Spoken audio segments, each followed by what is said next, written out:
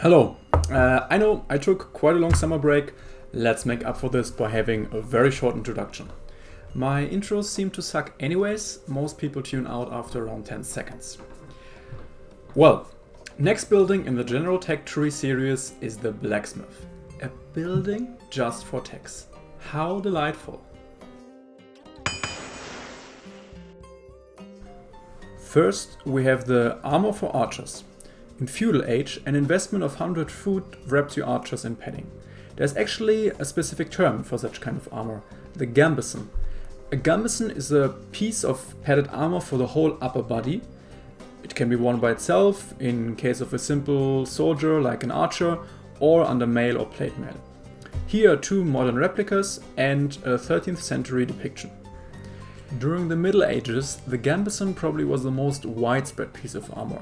For the simple soldier, because it was affordable as a standalone protection. For the chivalry, because padding under mail is crucial. Imagine you wearing under your metal armor just a t-shirt. The armor will prevent any cuts, but the force of any blow will still be absorbed by your body. Padding absorbs the force gradually. In the same way, a motorbike helmet still works today. Soft padding under a hard shell. But we're talking here about archers and not knights or bikers. Still, padded armor for archers was affordable, efficient, common, doesn't restrict movement, 5 out of 5 stars.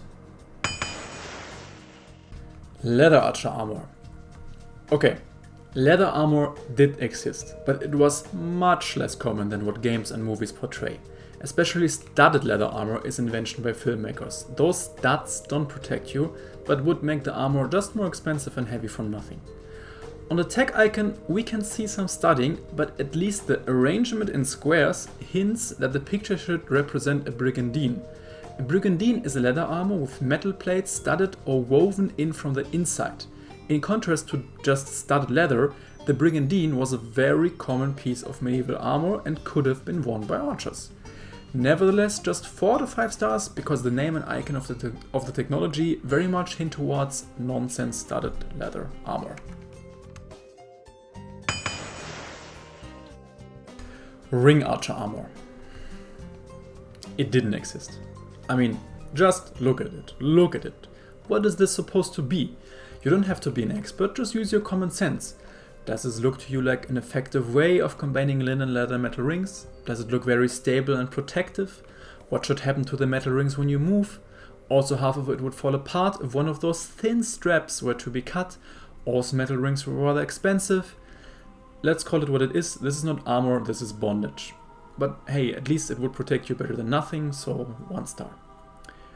In summary, better names for those free range armor techs would have been gambeson, brigandine, bondage. Whereas at least the first two actually were common historic armor for archers.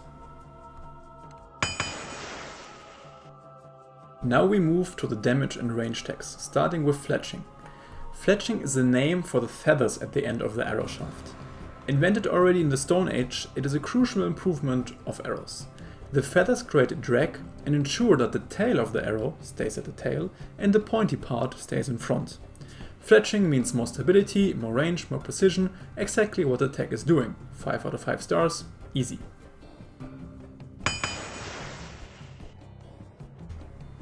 The bodkin arrow or bodkin point is a type of arrowhead. It has a square-shaped base and no barb sticking out to the side. The idea being that the thin square shape penetrates and bends metal armor to the sides. The thinner the arrowhead is, the better it can penetrate through armor as long as the tip is strong enough to not deform. How good was the bodkin at penetrating armor? This has been tested with varying results, but the general tendency is it can penetrate chainmail but not plate. In any case, armor piercing only works at relatively short range, so the +1 damage makes historically very much sense. +1 range is for game balance only. That's why this tech does not get all the 5 stars. By the way, the original icon shows very well what is not a bodkin. This is as far away from a bodkin as you can get. The definitive edition icon gets a bit closer but still depicts an arrowhead which is broader than the shaft, kind of defeating the idea and the main purpose of a bodkin arrow. So thanks to the designers for showing us 2 times how a bodkin does not look like. And now brace yourselves for another outdoor explanation video. This is a bracer.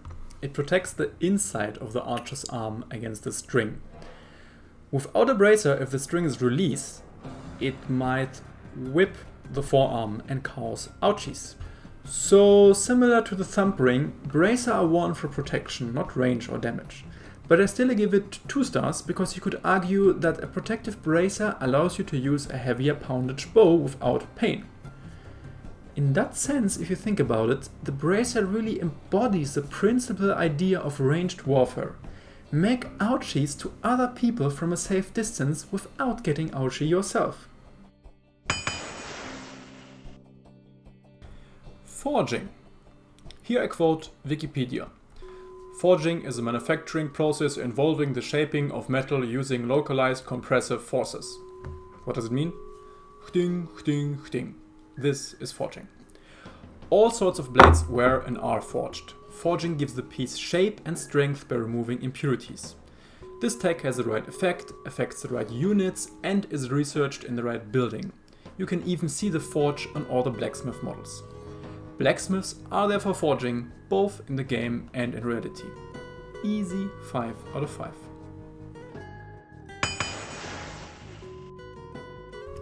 Iron casting. So what is iron casting? You melt iron and pour it into a mold that has the shape of the object you want to create. Simple, right? Well, too simple for making weapons. Cast iron is brittle and full of impurities. That is why cast iron is very rarely used for weapons, but rather for large objects such as pans, pipes, or bridges. Movies want to make us believe that swords and swords were cast in open molds, but such a sword would break easily. Many YouTube historians have already criticized this movie cliché into the smithereens. Of course, some cast iron creations could be used as weapons, such as hammers, pans, or wrenches. So let's give it 2 out of 5.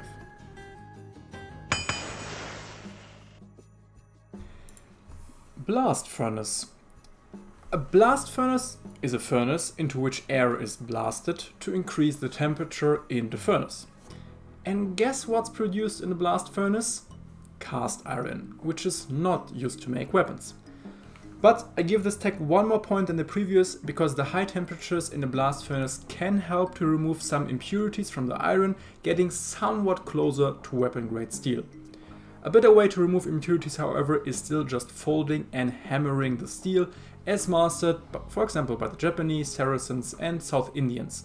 This is what the Dravidian unique tech wood steel refers to.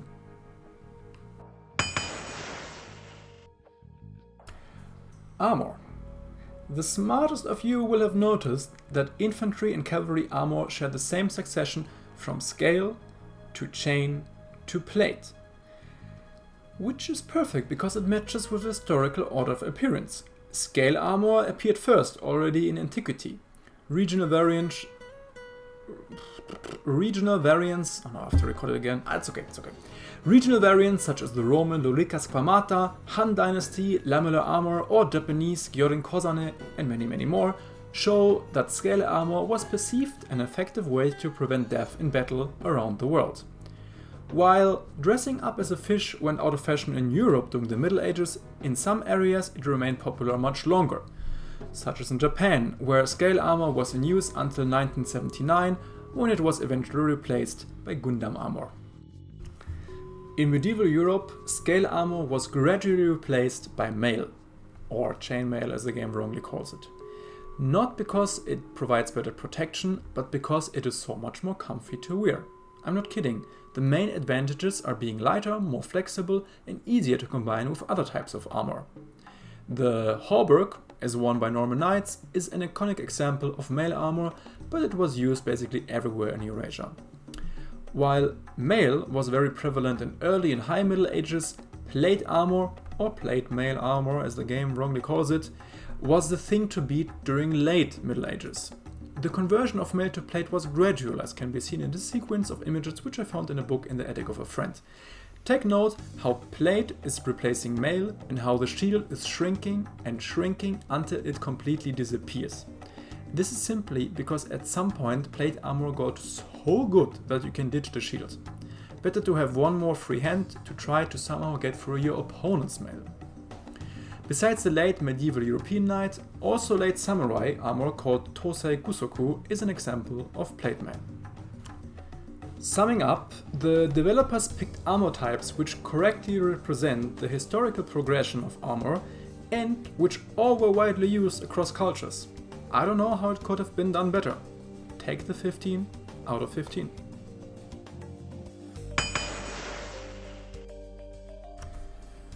Now we get to my favorite part, armor for horses.